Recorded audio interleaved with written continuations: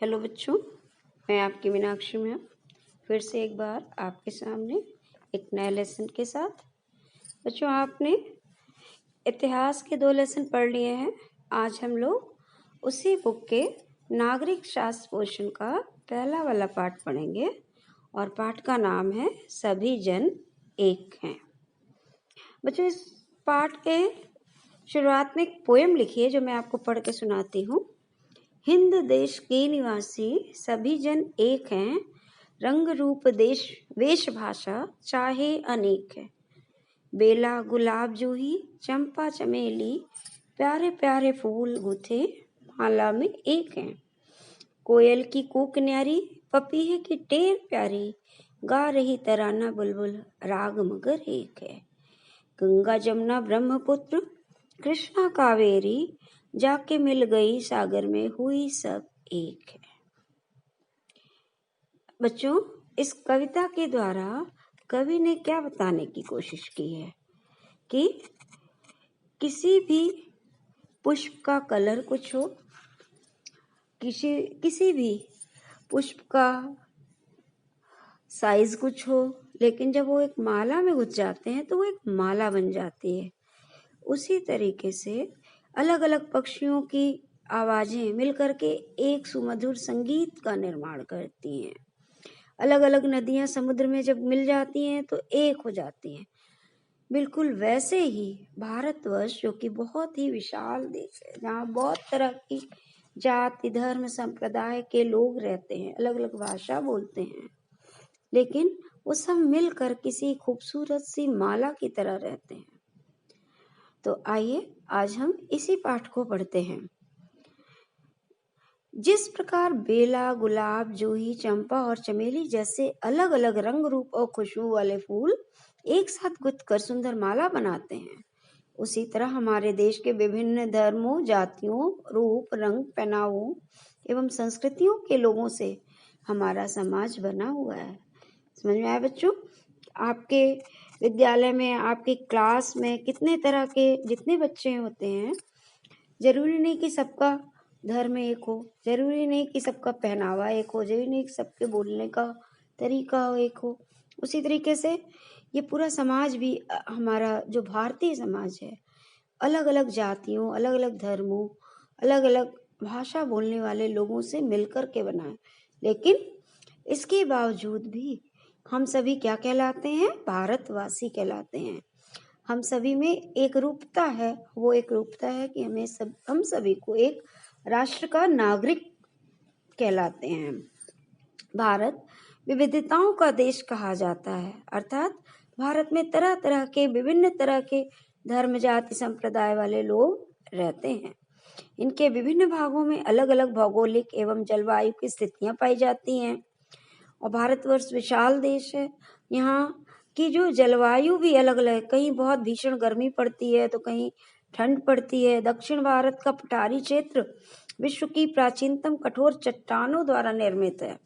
उत्तर में विश्व का नवीनतम एवं सबसे ऊंचा पर्वत हिमालय है। हिमालय का नाम तो सबने सुना है ना बच्चों?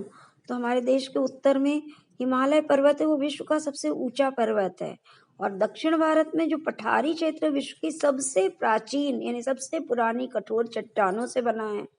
भारत में एक और जहाँ चेरापूंजी और मौसीनरम जैसे अत्यधिक वर्षा वाले भाग हैं, वहीं पश्चिमी राजस्थान जैसे शुष्क मरुस्थलीय प्रदेश भी है। मतलब इसका अर्थ ये हुआ कि भारत में विश्व में सबसे अधिक वर्षा वाले क्षेत्र भी हैं और सबसे कम वर्षा वाले क्षेत्र भी हैं। यानी राजस्थान, यहाँ पर बहुत ही वहाँ की जलवायु शुष्क है, वहाँ मरुस्थल यानी रेगिस्तान होते हैं, वहाँ पानी बहुत कम बरसता है। जबकि चेरापूंजी और मौसीनरम जैसी जगह है जहाँ बहुत अधिक वर्षा होती है। संसार के विभिन्न भागों में रहने वाले लोगों का खान पान, रहन सहन, पहनावा, बोली आदि एक दूसरे से भिन्न है। समय समय पर विश्व के विभिन्न भागों से लोग भारत आते रहे और यहाँ स्थायी रूप से बसते गए। हमारे देश की विभिन्नता का कारण क्यों है? क्योंकि पूरे संसार में अलग अलग हिस्से में रहने वाले लोग हमारे देश में आए और हमारे देश की संस्कृति तो बहुत ही अच्छी है। हमारे देश में तो कहा गया है ना, विश्व बंधुत्व, यानी पूरा संसार ही क्या है, आपस में भाई बहन है। तो संसार कुटुंबकम कहा गया है, यानी संसार एक परिवार है, विशाल परिवार है। तो जब भी कहीं किसी दूसरे देश से भी लोग आए तो हमारे देश ने उन लोगों का स्वागत किया, उन्हें अपने देश का ही नागरिक समझकर उनका पूरा ध्यान रखा और लोग यहीं पे स्थायी रूप से बस गए। और इन लोगों के साथ फिर उनके नए नए धर्म, नई रीत रिवाज, नई भाषाएं हमारे देश में आती गईं और उन सबको भी अपनी पहचान मिलती रही, उनका सम्मान होता गया। इससे हमारी भारतीय संस्कृति में विविधता आती गई। अर्थात जो बाहर से लोग आए उनके साथ वो बाहरी संस्कृति भी आई और हमारी जो संस्कृति थी उसमें वो मिक्स हो गई और हमारा देश विविधताओं का देश बन गया।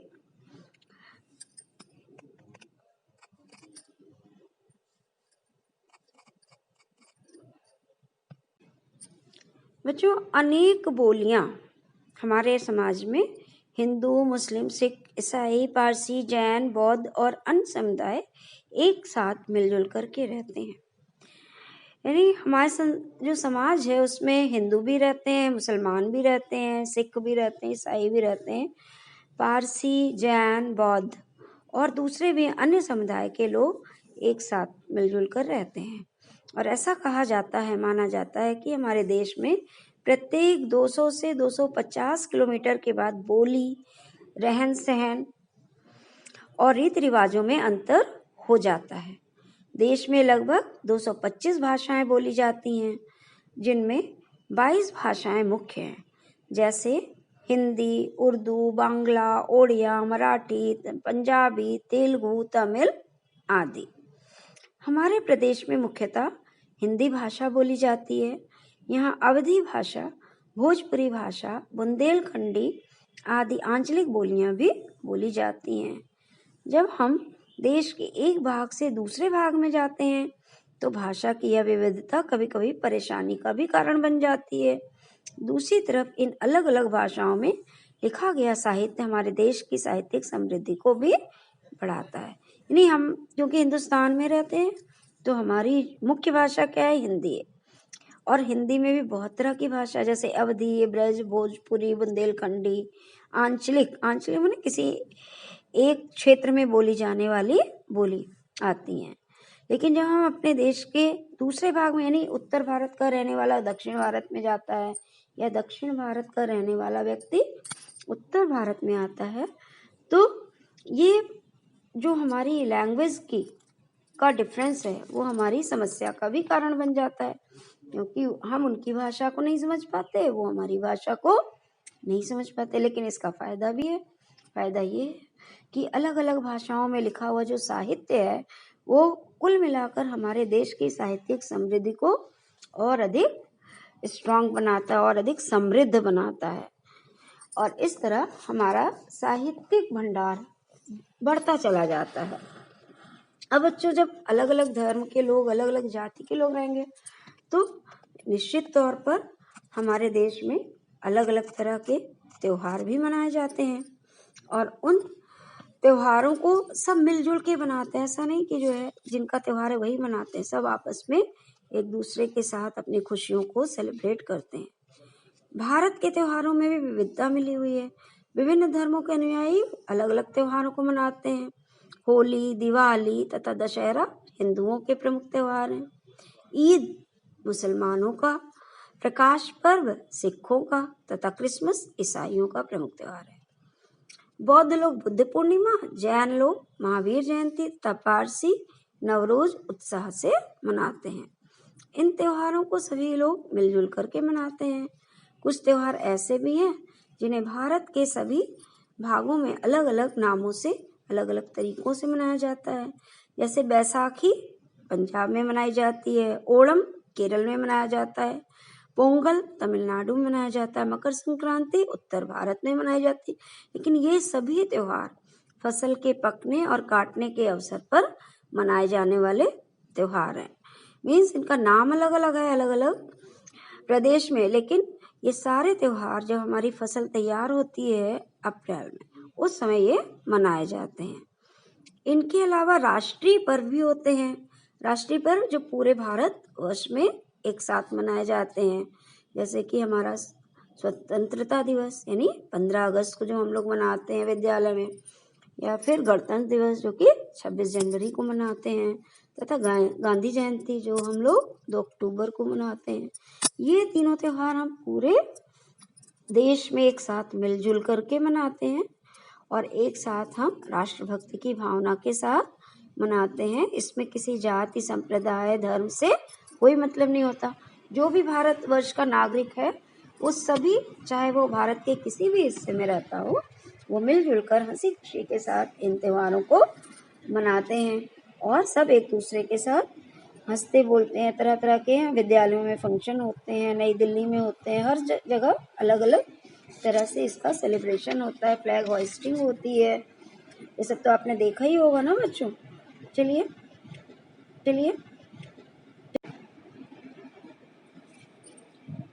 बच्चों, अभी हम लोग पढ़ रहे थे सभी जन एक हैं, तो उसी पाठ में अब आगे है देश के विविध नृत्य। यानी जब भारतवर्ष में अलग अलग धर्म, जाति, संप्रदाय के लोग हैं तो उनका नृत्य करने का तरीका भी अलग अलग है। हमारे देश के अलग अलग क्षेत्रों की संस्कृति वहाँ के नृत्यों में झलकती है। जैसे उत्तर प्रदेश का प्रसिद्ध डांस कौन सा है? कथक। तमिलनाडु का भरतनाट्यम, ओडिशा का ओडिसी और केरल का कथकली। इन नृत्यों की अपनी अलग अलग निर्धारित पोशाकें होती हैं, अलग अलग मुद्राएं होती हैं, अलग अलग उनकी शैली होती है। ये सारे नृत्य भारतीय संस्कृति, भारतीय पौराणिक कथाओं पर आधारित होते हैं बच्चों।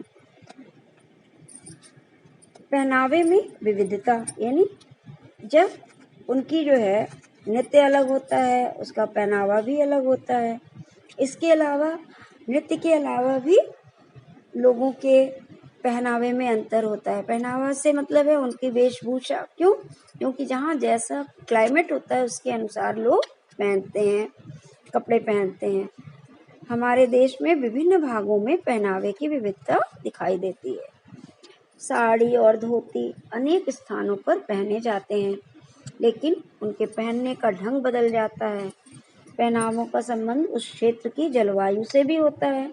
कश्मीर में पहने जाने वाला फिरन जाड़े से बचाता है। फिरन किसको कहते हैं बच्चों? वो लंबे लंबे कड़े हुए कुर्ते होते हैं ना, लंबे होते हैं पूरे, और नीचे कपड़े सब पहनने के बाद ऊपर से पहन लिया जाता है। उससे क्या होता है? सर्दी से सुरक्षा मिलती है। तो ये कहाँ पर ज़्यादा पॉपुलर है? कश्मीर में। क्योंकि कश्मीर कहाँ पर है? उत्तर भारत में, जहाँ हमेशा बर्फ जमी रहती है, ठंड होती है, तो ठंड से बचने के लिए फिरन पहना जाता है। राजस्थान में पहनी जाने वाली बड़ी बड़ी पगड़ियाँ वहाँ के गर्म रेगिस्तानी मौसम से बचाती हैं। राजस्थान के लोगों को आपने देखा होगा, टीवी वगैरह, सीरियल वगैरह में देखा होगा, वो बड़ी बड़ी पगड़ी बांधे रहते हैं। क्यों बांधे रहते हैं पगड़ी? क्योंकि राजस्थान में गर्मी बहुत पड़ती है और धूप इतनी तेज निकलती है कि यदि वो सिर को सुरक्षित न रखें, ढके नहीं, तो बीमार पड़ जाएंगे। तो उससे सुरक्षा के लिए वो लोग क्या करते हैं? बड़ी बड़ी पगड़ी पहने रहते हैं, जो सूरज की धूप से उनके सिर की सुरक्षा करती है, उन्हें बीमार होने से बचाती है। हम लोगों के यहाँ तो थोड़े दिन ही गर्मी पड़ती है, हम लोग कितना परेशान हो जाते हैं ना। वहाँ तो बहुत ज़्यादा गर्मी पड़ती है। अब हमारा देश, भले ही उसमें बहुत सारी विविधताएं, लेकिन हमारा देश पूरे विश्व में विविधता में एकता के लिए फेमस है। मतलब यूनिटी इन डाइवर्सिटी। आपने देखा होगा क्रिकेट मैच, कितने बच्चे देखते हैं? क्रिकेट मैच का शौक तो होगा ना सबको। उसमें आपने देखा होगा कि बहुत सारे खिलाड़ी खेलते हैं और सारे खिलाड़ी अलग अलग प्रांतों से आते हैं। ऐसा नहीं कि किसी एक ही प्रांत के सारे खिलाड़ी हों। जैसे आपने क्रिकेट टीम के बहुत सारे खिलाड़ियों का नाम सुना होगा, महेंद्र सिंह धोनी, विराट कोहली, शिखर धवन, रोहित शर्मा, आर अश्विन, युवराज सिंह, रवींद्र जडेजा, सुरेश रैना, भुवनेश्वर कुमार, मोहम्मद शमी, हार्दिक पांड्या। अब इस टीम में आपने क्या खास बात देखी? टीम में अलग अलग प्रदेशों और धर्मों के खिलाड़ी एक साथ खेलते हैं। ये सभी खिलाड़ी विभिन्न प्रांतों एवं धर्मों से संबंध रखते हैं। ये अलग अलग धर्म के हैं, अलग अलग प्रांत से आए हुए हैं। ये सभी खिलाड़ी अपने अपने क्षेत्र की अलग अलग बोलियां भी बोलते हैं, लेकिन विदेशी टीम के विरुद्ध खेलते समय ये सभी खिलाड़ी एक सूत्र में बंधकर देश के लिए खेलते हैं। जैसे बच्चों एग्जाम्पल के लिए आपकी किदवई की खो खो की टीम है ना, तो उस खो खो की टीम में अलग अलग क्लास के बच्चे खेलते हैं, ठीक है। लेकिन जब आपकी टीम किसी दूसरे टीम के साथ जाकर के टक्कर लेती है तो आप 6A 6B प्राइमरी ये सब नहीं कहलाते, आप किदवई की टीम कहलाते हैं। यानी सब मिलजुल कर एक बन जाते हैं। उसी तरह अलग अलग प्रांतों से आए हुए सारे खिलाड़ी भारत के खिलाड़ी बन जाते हैं और भारत के लिए खेलते हैं और भारत के लिए जीत हासिल करके भारत का नाम ऊंचा करते हैं। सचिन तेंदुलकर को भारत के सर्वोच्च सम्मान भारत रत्न से भी सम्मानित किया गया है। आपने अपने बड़ों से आज़ादी की लड़ाई की कहानी भी सुनी होगी। हमारे देश को गुलामी की जंजीरों से निकालने के लिए देश के कोने कोने से अलग अलग धर्मों और जातियों के लोगों ने एकजुट होकर संघर्ष किया था। इस लड़ाई में सबने अपना योगदान दिया था, किसी वर्ग विशेष ने नहीं दिया था। यानी हर प्रांत, हर क्षेत्र के रहने वाले, हर धर्म के मानने वाले लोगों ने मिल करके अंग्रेजों के खिलाफ लड़ाई लड़ी थी और अंग्रेजों के चंगुल से भारतवर्ष को मुक्त किया था। तो आज़ादी की लड़ाई में महात्मा गांधी, चंद्रशेखर आज़ाद, भगत सिंह, अशफाक उल्लाह खां, सुभाष चंद्र बोस के योगदान की जानकारी तो आपको मालूम ही है।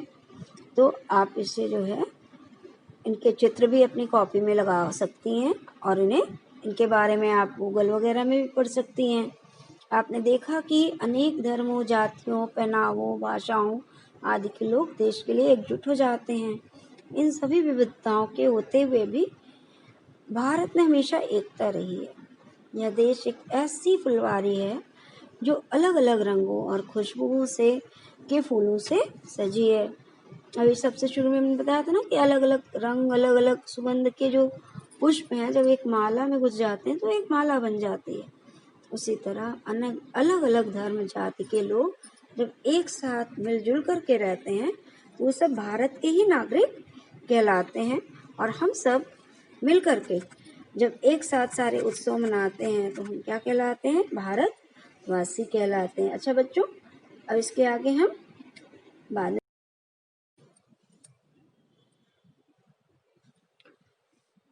हमारे देश की विविध चिंताएं। हमारे समाज में जाति के आधार पर भेदभाव देखने को मिलता है। निम्न समझी जाने वाली जातियों को उनके अधिकार दिलाने के लिए महात्मा गांधी, ज्योतिबा फुले एवं डॉक्टर भीमराव अम्बेडकर जी ने जैसी महान विभूतियों ने महत्वपूर्ण योगदान दिया है। बच्चों, हमारे समाज में अलग अलग धर्म और जाति के लोग रहते हैं, पहले ही बताया। तो उसमें से कुछ अपने को बहुत उच्च जाति का समझते हैं और दूसरों को निम्न जाति का समझते हैं। अब जो निम्न जाति के लोगों को क्या होता था कि पहले उनको समान अधिकार नहीं मिलता था, उन्हें बराबरी का दर्जा नहीं मिलता था। तो उनको समान अधिकार दिलाने के लिए, क्योंकि वो भी इसी देश के नागरिक हैं, तो उन्हें भी वो सारे अधिकार मिलने चाहिए जो अपने को उच्च वर्ग कहने वाले लोगों को मिलता है। तो इसके लिए महात्मा गांधी जी ने, ज्योतिबा फुले ने और डॉक्टर भीमराव अंबेडकर जी ने बहुत संघर्ष किया और उन्होंने ऐसा किया कि संविधान के द्वारा उन्हें सबको समान अधिकार दिलाया। देश की स्वतंत्रता के बाद संविधान बनाते समय अंबेडकर जी ने अस्पृश्यता या छुआछूत मिटाने के लिए महत्वपूर्ण सुझाव दिए। छुआछूत को अब कानूनी रूप से समाप्त कर दिया गया है। मतलब यदि आप किसी को अपने से छोटा समझते हैं, उसके साथ भेदभाव करते हैं, तो कानूनी रूप से आप ये गलत करते हैं, आपको दंडित किया जा सकता है। भारत के प्रत्येक नागरिक को, चाहे वह किसी भी जाति, लिंग या धर्म का हो, समान अधिकार और समान अवसर प्राप्त हैं। सभी को सरकारी नौकरियां पाने के लिए समान अवसर दिया गया है। वर्षों से भेदभाव से पीड़ित जातियों को समाज की मुख्य धारा से जोड़ने के लिए संविधान में उनके लिए सरकारी सेवाओं में आरक्षण की भी व्यवस्था की गई है। बच्चों, हमारे समाज में बहुत सारे लोग निर्धन होते हैं और वो निर्धन लोग क्या करते हैं कि अपने बच्चों को पढ़ाई की उम्र में ही काम पर लगा देते हैं। तो ऐसे बच्चों से क्या होता है कि उनका पढ़ने का अधिकार जो है छीन लिया जाता है। तो बाल श्रम हमारे देश की मुख्य चिंताओं में से एक है। बाल श्रम माने छोटे छोटे बच्चों से काम करवाना। बाल श्रम से आशय 14 वर्ष की आयु से छोटे बच्चों से मजदूरी कराना है। गरीबी और अशिक्षा बाल श्रम का प्रमुख कारण है। बाल श्रम से बच्चों की शिक्षा एवं स्वास्थ्य प्रभावित होते हैं। हमारे देश में 6 से 14 वर्ष की आयु के बच्चों को शिक्षा का अधिकार दिया गया है। साथ ही बाल श्रम के खिलाफ सख्त कानून भी बनाए गए हैं। लेकिन कानून बनाने से कुछ नहीं होता बेटा, जब तक जो कानून को हम लोग माने ना, जागरूकता ना हो, जिनके लिए बनाया गया वो जागरूक ना हो। तो इसलिए कानून को मानना भी चाहिए और लोगों को उससे अवगत भी कराना चाहिए कि इन कानून को मानने से बच्चों को उनको पढ़ाई का मौका मिलेगा और पढ़ाई से क्या होगा, उनके व्यक्तित्व का सही विकास होगा। हमारे समाज में बालिका सुरक्षा की भी एक चुनौती है, यानी लड़कियों के साथ अच्छा बर्ताव नहीं किया जाता है। बालिका सुरक्षा का तात्पर्य बालिकाओं को वातावरण उपलब्ध कराना जिसमें वो सुरक्षित हों, वो भी लड़कों की तरह बाहर निकल सकें, विद्यालय जा सकें। बहुत सारी लड़कियों को शिक्षा से इसीलिए वंचित कर दिया जाता है क्योंकि उन्हें बाहर जाने में असुरक्षित महसूस होता है। और बालिकाओं को आत्मरक्षा की विभिन्न तकनीक भी सिखाना जरूरी है। इस हेतु सरकार द्वारा कई कार्यक्रम चलाए जाते हैं, लेकिन बहुत सारे जो पेरेंट्स होते हैं वो अपने बच्चों को इसमें भेजते ही नहीं है। इसके अंतर्गत लड़कियों को आत्मरक्षा की विभिन्न तकनीकों को सिखाया जा रहा है। साथ ही महिला एवं बाल उत्पीड़न कानून से अवगत कराना तथा शोषण के खिलाफ जागरूक करना भी इन कार्यक्रमों का मुख्य उद्देश्य है। मीन्स ऐसे कार्यक्रमों का आयोजन किया जाता है जहाँ बच्चों को और उनके घर के लोगों को ये बताया जाता है कि यदि आपके साथ कोई गलत कर रहा है तो आप उसकी शिकायत कर सकते हैं। इसी तरह महिलाओं के साथ जो लोग अत्याचार करते हैं या लड़कियों के साथ करते हैं उसके लिए भी कानून बना है, तो उसके खिलाफ आवाज़ उठाने के लिए उन्हें सचेत किया जाता है। हमारे समाज में लिंग भेद भी एक प्रमुख समस्या है। भारतीय संविधान में बालकों एवं बालिकाओं को समानता का अधिकार प्राप्त है। चाहे वो बालक हो चाहे बालिका, सबको समान अधिकार प्राप्त है। फिर भी लड़के लड़कियों में अनेक प्रकार के भेदभाव किया जाता है। लड़कियों को कहीं कहीं तो प्रारंभिक शिक्षा जैसी मूलभूत आवश्यकताओं से भी वंचित रखा जाता है। यदि कोई लड़की खेल कूद में आगे जाना चाहती है तो उसे ये सब लड़कों के काम है कहकर हतोत्साहित किया जाता है। यानी आप लोग भी देखते होंगे, आप लोग के घर में बहुत सारी लड़कियों को खेलने के लिए नहीं भेजा जाता, कैंप में नहीं जाने दिया जाता, उनकी बड़ी बहनों को एनसीसी के कैंप में नहीं जाने दिया जाता। ये सब लड़कों के लिए होता है, लड़कियों के लिए नहीं होता। आप लोग बाहर जाएंगी तो सुरक्षित नहीं रहेंगी, लेकिन ऐसा नहीं है। आजकल सबको समान अधिकार प्राप्त है और सबको सुरक्षित महसूस कराना चाहिए और सबको आगे बढ़ना चाहिए। इसके लिए आप सबको जो कानून बना है उसकी जानकारी भी होना चाहिए और अपनी सुरक्षा करने के लिए खुद भी अपने आप को तैयार करना चाहिए।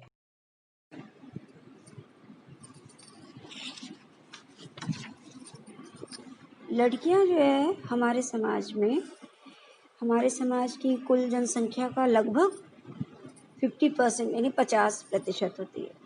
यदि हम अपने समाज के 50% नागरिकों को उनके अधिकार से वंचित कर देंगे तो हमारा समाज क्या हो जाएगा, पिछड़ा हो जाएगा। क्योंकि जब सब लोग ताकतवर होंगे, सब लोग पढ़े लिखे होंगे, सब बराबर से देश के लिए, अपने परिवार के लिए काम करेंगे तो परिवार भी उन्नति करता है, देश भी उन्नति करता है, समाज उन्नति करता है।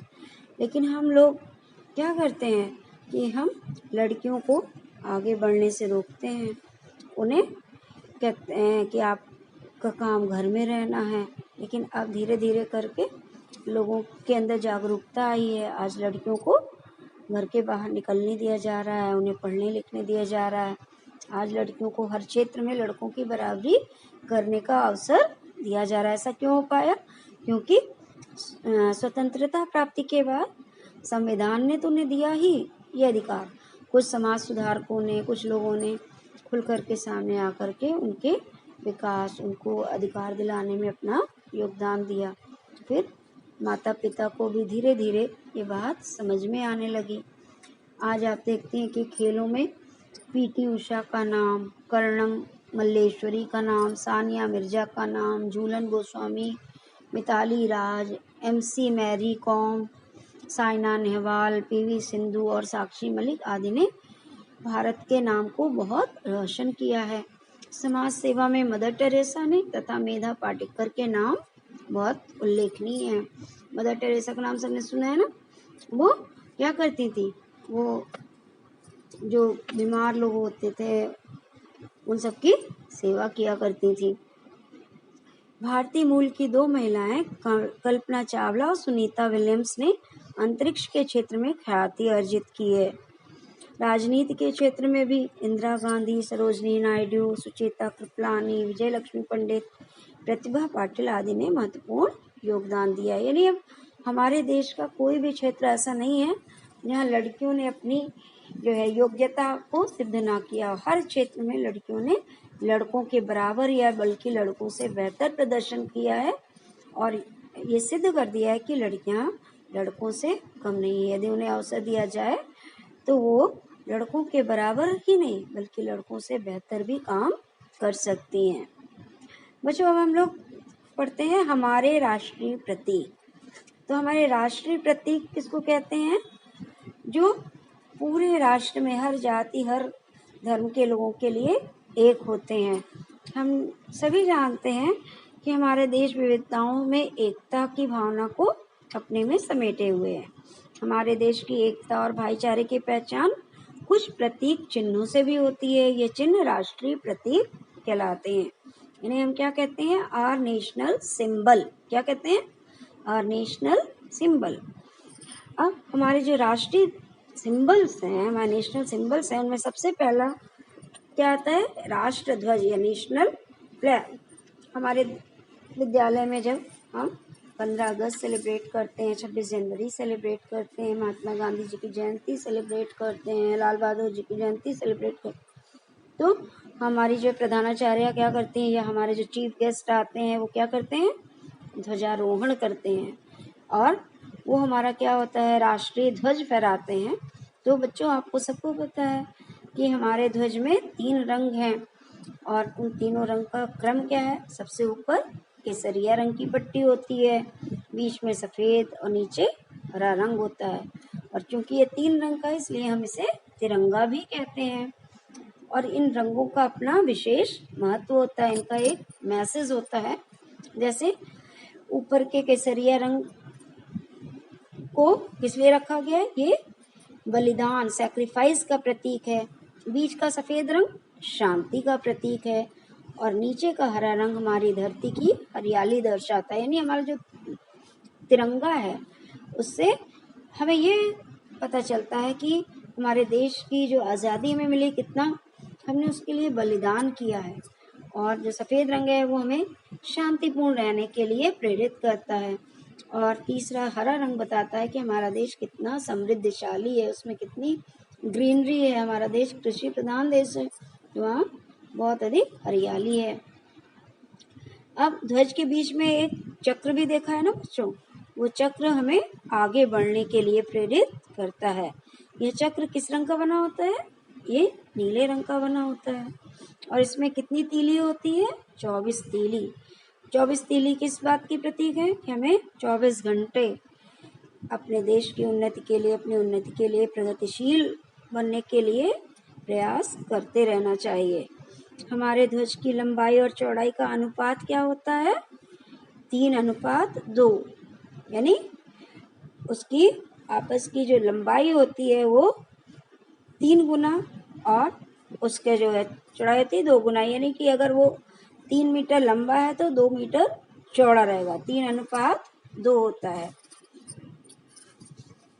अच्छा बच्चों, हमारा राष्ट्रगान क्या है?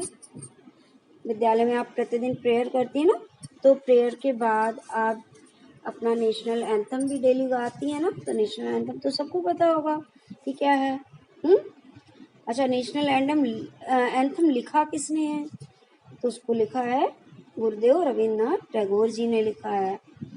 और इस राष्ट्रगान के गायन की अवधि 52 सेकंड होती है। यानी इसको ना तो हम बहुत जल्दी जल्दी हमें गाना चाहिए, ना बहुत रुक रुक के धीरे धीरे गाना चाहिए।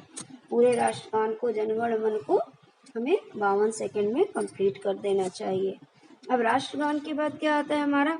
राष्ट्र गीत आता है, नेशनल सॉन्ग। राष्ट्रगान को इंग्लिश में क्या कहते हैं? National anthem. और राष्ट्रगीत को क्या कहते हैं? National song. कंफ्यूज मत होना बच्चों। राष्ट्रगान जनगण मन है और उसको लिखने वाले कौन है? गुरुदेव रविन्द्रनाथ टैगोर। और राष्ट्रगीत नेशनल सॉन्ग क्या है?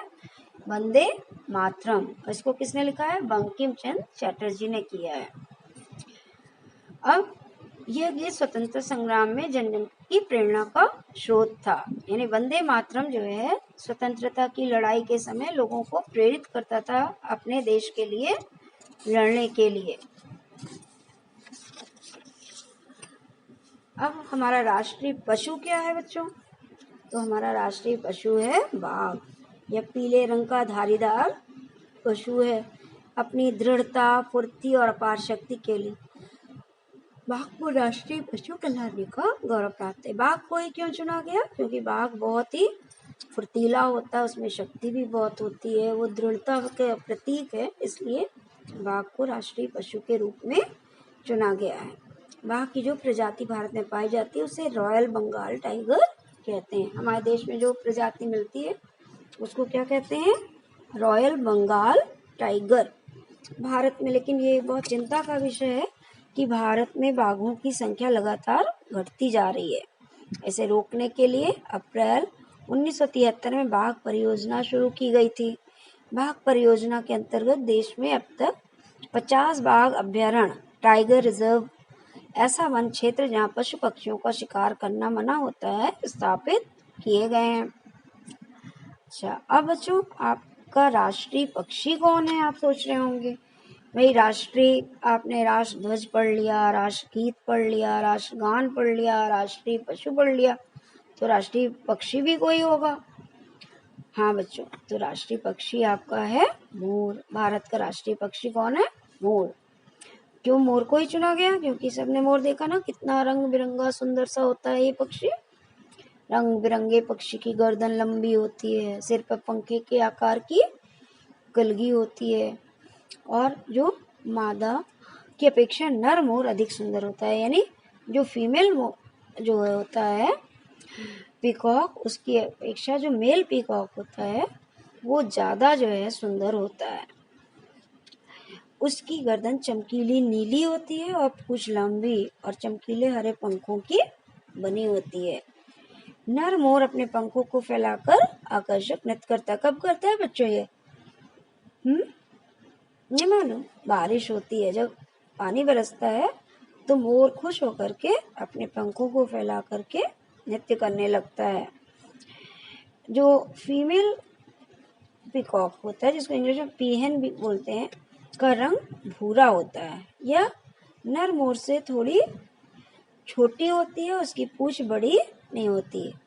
मतलब जितना सुंदर ये आपका मोर होता है, मोरनी उतनी सुंदर नहीं होती है, वो साइज में भी छोटी होती है। अब बच्चों आपका राष्ट्रीय पुष्प क्या है? तो भारत का राष्ट्रीय पुष्प कमल है। यह एक पवित्र पुष्प है तथा प्राचीन भारतीय कला और पुराणों में इसका महत्वपूर्ण स्थान है। कमल को ही क्यों चुना गया बेटा? क्योंकि ये बहुत ही पवित्र पुष्प है और हमारे पुराणों में इसका महत्वपूर्ण स्थान है। मतलब भारतीय संस्कृति के जो ग्रंथ हैं, जो हमारे प्राचीन ग्रंथ हैं, उसमें कमल को बहुत ही महत्वपूर्ण स्थान प्राप्त है। ये पूजा में काम आता है।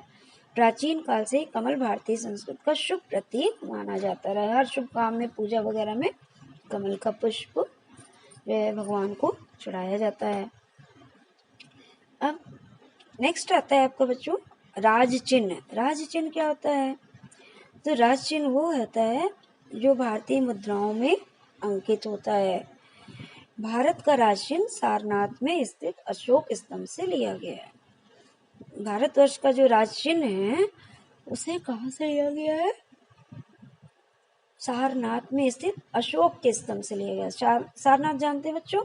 वाराणसी के आगे सारनाथ नाम की एक जगह है, वहाँ सम्राट अशोक का स्तंभ है। मतलब सम्राट अशोक ने एक पिलर बनवाया था, उसमें कुछ चीजें बनी हुई हैं, उसी में का एक अंश है जिसमें शेर बने हुए हैं। ये राज चिन्ह जो है उसमें 4 शेर बने हुए हैं।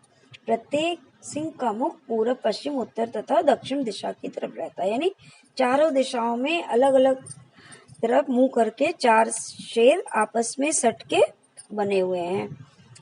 इनके नीचे एक पट्टी है जिसके बीच में एक चक्र है। इस चक्र के दाईं ओर एक सांड है और बाईं ओर एक घोड़ा है। इस स्तंभ में नीचे देवनागरी लिपि में क्या लिखा है?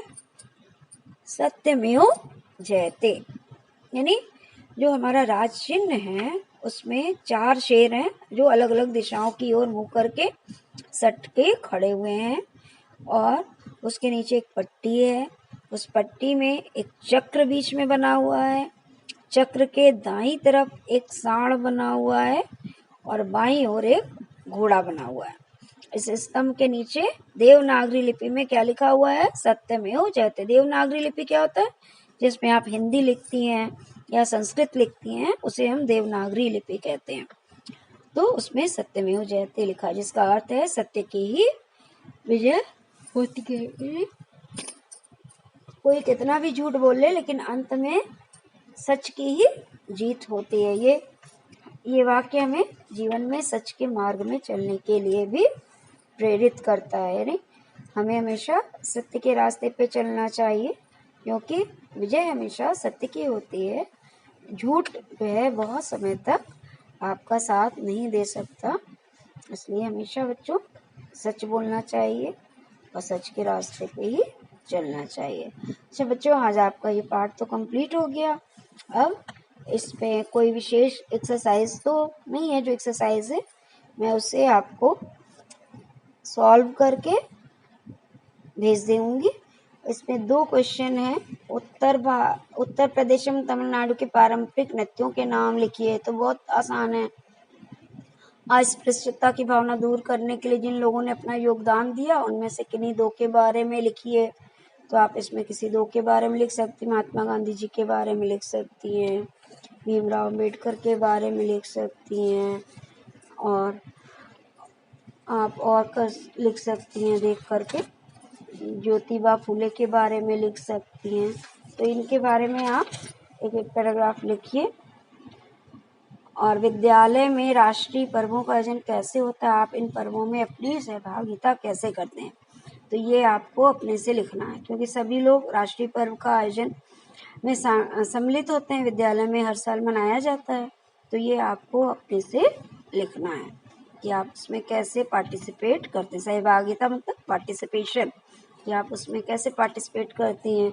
कुछ बच्चे तो उसमें पार्टिसिपेट करते हैं कैसे, देशगान होता है, नृत्य होता है, वाद्य जो भाषण होता है, इन सब चीज़ों में पार्टिसिपेट करते हैं। और कुछ बच्चे किससे पार्टिसिपेट करते हैं, बैठ के सुनते हैं, वो भी तो पार्टिसिपेट करना हुआ। कुछ बच्चे तो अपने घर ही में बैठ जाते हैं। तो जो बच्चे विद्यालय आते हैं और इन कार्यक्रमों को देखते हैं वो भी उसमें पार्टिसिपेट करते हैं। तो आप जिस रूप में इसमें पार्टिसिपेट करती हैं वो आप इसमें लिखिए। और फिर विविधता में एकता से आप क्या समझती हैं, स्पष्ट कीजिए। यानी भारतवर्ष में जो यूनिटी इन डाइवर्सिटी है उससे क्या आप समझती हैं, ये आपको स्पष्ट करना है। ठीक है बच्चों, तो आज के लिए बस इतना ही। Thank you.